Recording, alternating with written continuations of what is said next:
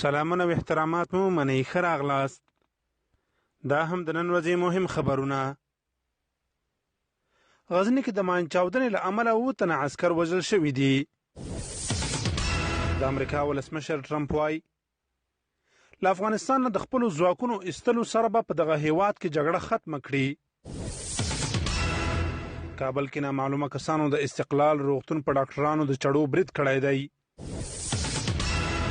پینټاګون وایي په 2020 کال کې به په افغانستان کې د خپلو ځواکونو شمیر 0 ته راښکته کړي. سعودي عربستان خبر ورکړی چې خلک کولی شي له راتلونکي اکتوبر میاشتې په مشروط ډول عمره ادا کړي.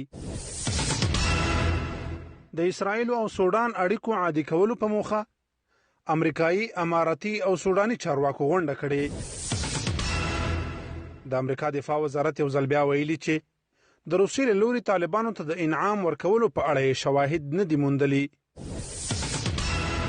د ایران ولسمشر حسن روحاني وایي د امریکا راتلونکی ولسمشر به ارومرو د ایرانیانو غوښتنو ته تسلیمیږي.